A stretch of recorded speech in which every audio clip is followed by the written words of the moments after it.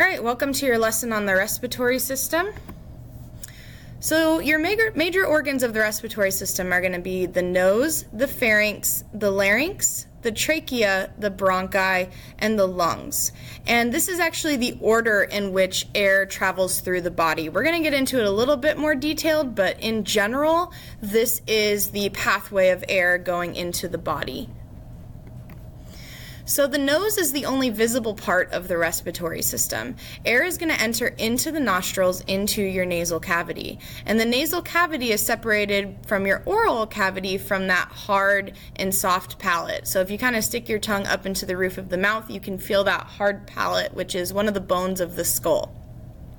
Next, air is going to enter into the pharynx. This is about a 5-inch long passageway, and it's a common passageway for food and air. It is not separated in this area yet. So air is going to enter into the nasopharynx portion, then into the oropharynx, which is right behind the oral cavity. And then the final portion of the pharynx is called the laryngopharynx, and this is the most inferior portion before it gets split off into the esophagus and trachea. The larynx is a pretty unique organ. It's referred to as the voice box, and it routes air and food into the proper tube that it needs to go down, and it also plays a role in speech. So remembering from the respiratory system, food is going to enter into the esophagus and air is going to enter into the trachea. That's a really important concept to understand. So food goes in the esophagus, which is posterior to the trachea. The trachea, or the larynx, also contains what's called the epiglottis. The epiglottis is this really cool flap of skin, like cartilagey material that actually closes off the larynx and the trachea when you're swallowing food. So this prevents any food or liquids going down into the lungs. And if you've ever accidentally taken like a sip of water and you start coughing immediately and you hear that term, it went down the wrong tube, that's because you may have had some of that water go down into the trachea, and that's going to cause you to cough it back up.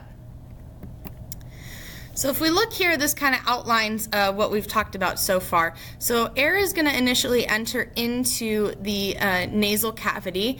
It's going to go down into the nasopharynx, then into the oro, then the laryngopharynx, and then right here is where that epiglottis is going to be. So see?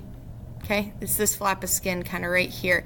And what it does is it's going to close off the trachea when you're eating. So food is going to go down the esophagus, and then air will go into the trachea. So the trachea is also known as your windpipe. It's about 4 inches long, and it's made of hyaline cartilage. And when we do dissections on pigs in the class, it's really easy to see the trachea because this hyaline cartilage is kind of ringed.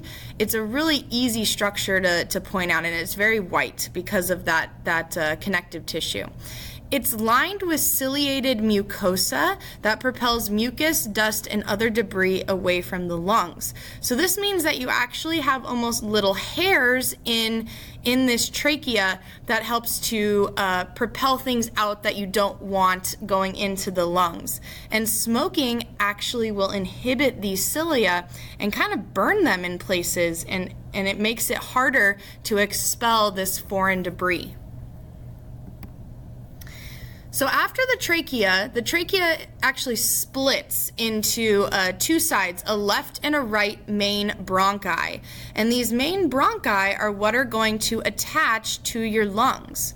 The lungs are our final organs, and they're very, very large organs. And inside of these lungs, these main bronchi branch off further and further into what we call bronchioles. So these are still tubes that we're talking about. So these main bronchi just keep on splitting and splitting and splitting into all of these little bronchioles.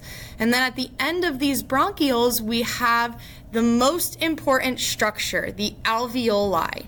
The alveoli is where the actual gas exchange is going to occur. So at that area is where oxygen is going to enter into the bloodstream and carbon dioxide is going to exit. And we call that the respiratory membrane. It's an air-blood barrier. And it's really important to understand that this is where simple diffusion occurs. So oxygen leaves through simple diffusion and carbon dioxide enters into the lungs through simple diffusion. So the lungs, each lung is covered by a pulmonary visceral pleura. This pretty much means that it's just a nice slippery membrane. Basically, you don't want any friction happening between your lungs and other organs when you're breathing in and out. And then the bronchi, like we said earlier, are going to subdivide into the lungs into smaller branches called those bronchioles. And this forms what's called a respiratory tree. If you've ever looked at pictures of the lungs, sometimes it looks like tree roots are kind of all going through them. Those are going to be those bronchioles, those tube structures entering into the lungs. So if we look here, this is kind of a close-up pictures of our lungs, but I really wanted to show you this membrane that we were talking about. So the membrane is a double-lined membrane, and it's got a fluid inside of there, like a fluid that basically prevents any rubbing up against the other organs. So you create a nice frictionless surface. Next, we're going to talk about the respiratory zone. So this is the end of the bronchioles, and this is where your alveoli are. Alveoli, like I said before, is the most important structure in the lungs because this is where your gas exchange is actually going to occur. And I always think they look like grapes, like a bunch of grapes. So if you look here, this is where the bronchi are splitting off into all of these bronchioles, and then at a close-up, at the end of these bronchioles, we have those alveoli, which look like grapes at the end. And within these alveoli is where that gas exchange is going to occur.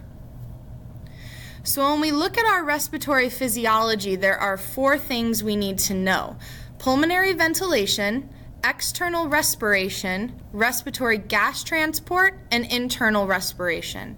So when we look at pulmonary ventilation, this is breathing air in and out of the lungs. External respiration is going to be the gas exchange between the blood and the alveoli.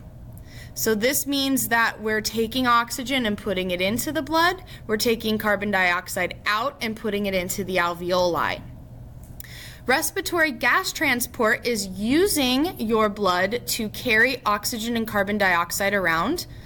And then internal respiration is the exchange between your body tissues and your capillaries. So at your capillaries, you're going to have oxygen enter into your body tissues and carbon dioxide exit into the bloodstream. And this is a close-up of that capillary exchange. So if you look here, you'll notice that carbon dioxide is entering into the alveoli and oxygen is entering into the bloodstream. So this is at the lungs here. And then picture B is showing you at your body tissues. So the oxygen is entering into body tissues and the carbon dioxide is entering into the capillaries. So at the lungs, we have oxygen entering into the blood and carbon dioxide leaving. And then at body tissues, we have oxygen entering into the body tissues and carbon dioxide entering into the bloodstream. Okay, and then this is just a really good picture showing kind of everything that we've been talking about and where your oxygen and carbon dioxide is at all times. So this is a great picture if you want to screenshot it, and it really shows you all of those steps and where oxygen and carbon dioxide are most present. So now let's get into your mechanisms of breathing. We have inspiration and expiration. Inspiration is when you're breathing in and air is flowing into the lungs. your diaphragm and your intercostal muscles are going to contract. If you remember, your intercostal muscles are the muscles between the ribs. So your thoracic cavity is going to increase in size, as well as the volume inside of your lungs, your gas volume. So air is going to move into your lungs until it is equal with the pressure outside. And then expiration is the opposite. This is air leaving the lungs. So your gas volume is going to decrease and your thoracic cavity size is going to also decrease. So if we look here, this shows you exactly what happens. So as you're breathing in, the diaphragm muscle is actually going to contract and move down, and your chest wall and thoracic cavity is going to expand outwards. It's really important to note that the diaphragm is going to be moving down. And then expiration, when you're breathing out, the diaphragm is going to relax and move more up in the thoracic cavity, and then the thoracic cavity is going to decrease in size. So gas transport in blood. Oxygen is going to attach to your hemoglobin molecules on the inside of your red blood cells. This forms a very unique molecule called oxyhemoglobin. Carbon dioxide can be transported just like oxygen. It can attach to a hemoglobin, or it can just diffuse from the blood into the alveoli. So carbon dioxide can actually be transported two different ways, where oxygen is always going to attach to a hemoglobin molecule, which is a protein, on that erythrocyte. So what controls our respiration? Well, in our brain, the medulla and pons are going to be the normal. They're acting as your pacemaker for breathing. Your normal respiratory rate is referred to as eupnea, and then your normal respiratory rate is going to be between 12 and 15 respirations per minute. But obviously that's going to change if you're exercising, if you're talking a lot, if you're coughing. That's going to increase your respiratory rate. You also have a lot of control over your respiration. Think about if people that are in choir and band, you really have to control your breathing rate while you're playing an instrument or singing. If you also want to hold your breath while you go underwater, we have that ability. And then emotional factors can also decrease or increase your respiration rate. Crying or being very scared or being stressed out often is going to increase it. What about chemical factors? If you have increased levels of carbon dioxide and decreased blood pH, it's going to signal for an increase in breathing. And actually, signals are going to get sent from the aorta in your heart. That's going to signal if oxygen levels are too low. And that's going to send a signal to the medulla in the brain to increase your breathing rate. And this just kind of shows everything that we just talked about.